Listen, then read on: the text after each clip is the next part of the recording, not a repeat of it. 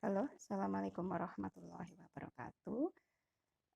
Dalam video kali ini, kita akan menentukan interval cekung ke atas dan interval cekung ke bawah.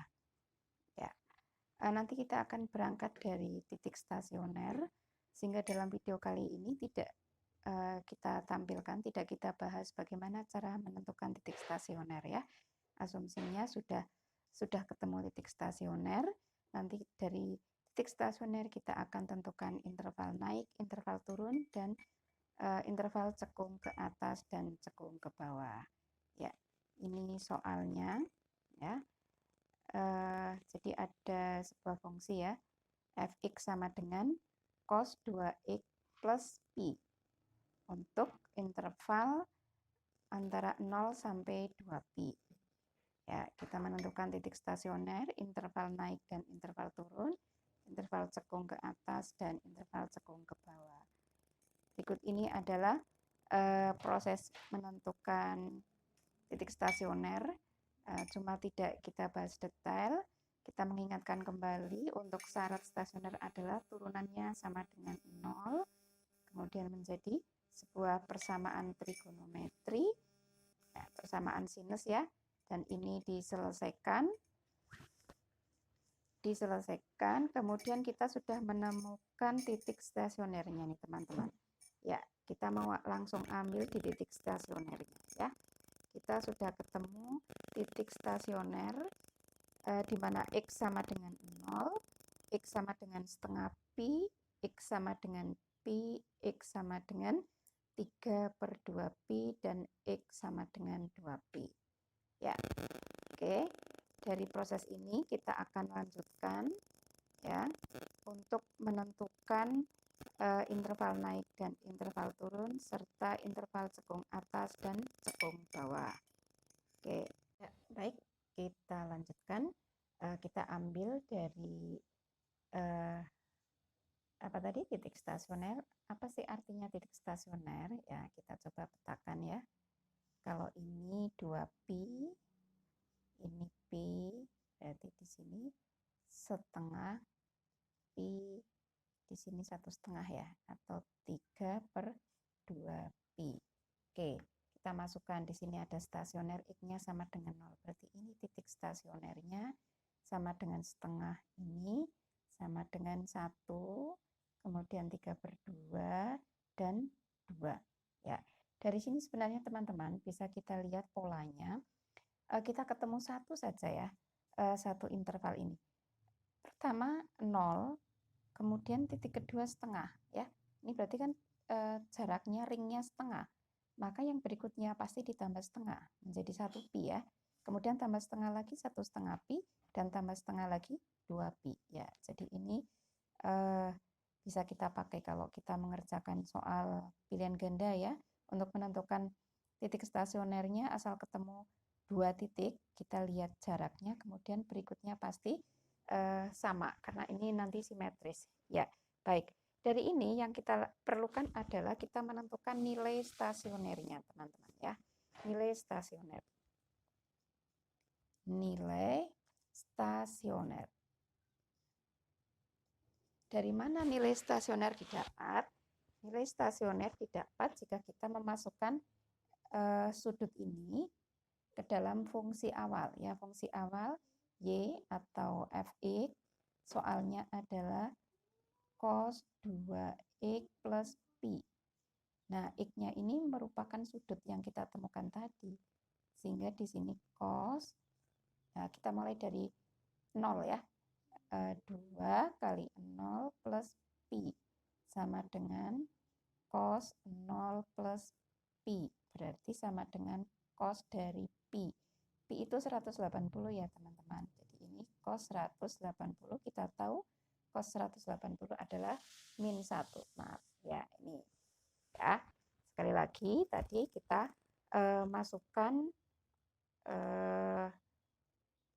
nilai x-nya ya. Tadi kita ambil yang 0, kita masukkan ke fungsi dan ketemu cos 180. Itu sama dengan min 1. Artinya kita tahu kalau nilai dari 0 ini min 1. Oke. kemudian kita cek yang setengah ya. Berarti Y sama dengan Fx ya, sama dengan cos dari, langsung ya teman-teman, kita masukkan 2 kali setengah pi plus pi ya. Nah, sama dengan cos, ini ketemu pi, di sini pi. Berarti cos dari 2pi. 2pi itu 360, berarti ini sama dengan cos 360. Kita tahu nilai cos 360 adalah 1. Nah, apa gunanya? Nah, gunanya adalah bahwa ya, kalau ini kita buatkan garis ke kanan ya. Ini min 1, di sini 1. Maka setengah pi ini nilainya, nilai stasionernya adalah 1 di sini. Nah, kita tahu kalau grafik fungsi itu simetris ya teman-teman. Kalau ini udah di bawah, di atas, pasti ini di bawah. Ini pasti di atas. Ya. Oke, ini untuk logikanya. Nah, tapi kalau mau bukti satu lagi, kita masukkan berarti yang pi ya. Nanti biar mantap. Y sama dengan Fe. Di sini cos 2 kali kita masukkan langsung yang pi ya. Kita masukkan yang titik ini, pi. Berarti pi plus pi sama dengan cos ini 2pi, berarti ketemunya 3pi. Oke, 3pi itu kalau kita buatkan ini 0, ini setengah pi, ini pi, 3/2pi, ini 2pi di sini ya. 3pi itu setelah berputar sampai 2pi, berputar lagi sampai 1pi. Berarti ketemu sama dengan cos 180. Cos pi itu cos 180, sehingga ini ketemunya min 1. Nah, terbuktikan ini min 1 ya, ke bawah. Jadi sebenarnya sekali lagi kalau sudah memasukkan 2 atau 1 sebenarnya sudah cukup, ini akan berubah gitu ya, dan simetris. Nah, artinya ini min 1 ini 1 ini merupakan titik maksimum di sini. Nah, kalau kita buatkan grafiknya itu begini. Kita buatkan grafiknya ya. Ya. Nah, kita ke atas, ini ke atas. Ya. Kemudian turun lagi. Ya, maaf ya, nggak sempurna ya. Ya, oke. Atau kalau kita buatkan ini yang sudah lebih, kita buatkan di sini. Oke. Ini grafiknya yang tadi kita dapatkan ya, biar lebih. Tadi prosesnya sama, cuma ini gambarnya lebih sedikit lebih bagus ya. Ini X, ini Y. Oke. Berarti kita tadi mendapatkan titik stasioner 0, setengah pi, pi, 3/2pi, dan 2pi. Dan inilah grafiknya, di mana setengah pi ini nilainya maksimum. Ya, di sini 1, di sini min 1. 0 nilainya minimum. Ya. Oke. Terus setelah ini kita bisa menentukan fungsi naik, fungsi turun. Dari sini sudah kelihatan. Kalau kita ditanyakan fungsi naik, berarti dari ini sudut 0 sampai setengah pi. Ini naik fungsinya nih.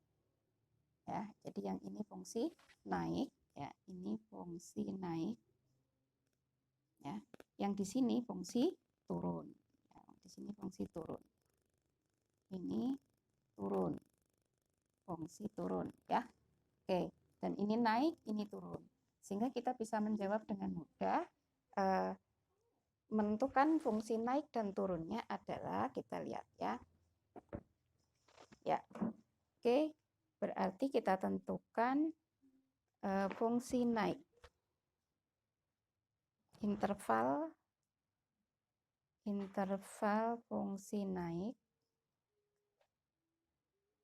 ya, adalah, ya, kita lihat ini X-nya di sini terjadi pada saat X ya lebih dari 0 kurang dari setengah pi. Dan kita lihat lagi yang naik. Nah, ini. Dan X-nya lebih dari pi, ya, ini lebih dari pi. Oke, sampai 3/2 pi. Ini fungsi naik.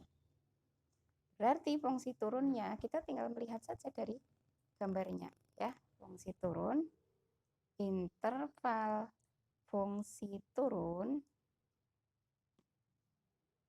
ya.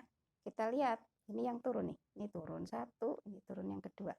Berarti kita lihat X-nya ya, lebih dari setengah pi sampai ke pi. Dan X-nya, ya kita lihat yang ini. Berarti lebih dari 3/2 pi sampai 2 pi. Ya, ini fungsi naik, fungsi turun. Oke, bisa dipahami. Kita lanjutkan. Sekarang kita mau menentukan nilai maksimum, nilai minimum. Kalau sudah dalam bentuk grafik seperti ini, kita akan dengan mudah mengetahui kalau ini nilai maksimum. Di sini nilai minimum. Ya, otomatis di sini juga minimum, di sini maksimum, di sini minimum. Ya, kalau kita tuliskan, ya, jadi nilai maksimum adalah 1 terjadi pada X sama dengan, ya, nilai maksimum X sama dengan setengah pi, ya, dan berapa? 3/2 pi. 3/2 pi. Jadi nilai maksimumnya 1, terjadinya pada setengah pi dan 3/2 pi. Sekarang nilai minimum. Nilai minimumnya adalah min 1, terjadi pada X sama dengan nih 0, ya. Kemudian berapa? Pi, kemudian 2 pi. Ya, ini nilai maksimum minimum. Sekarang yang berikutnya kita mau menentukan tentang interval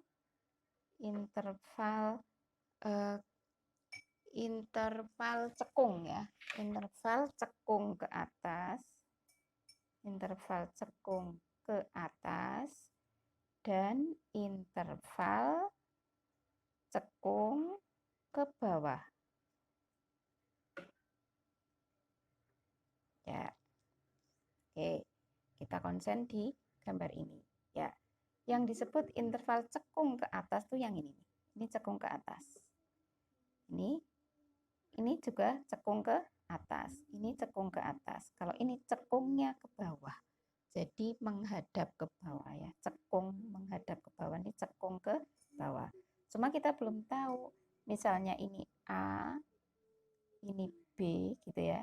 Ini C, ini D, dan ini E.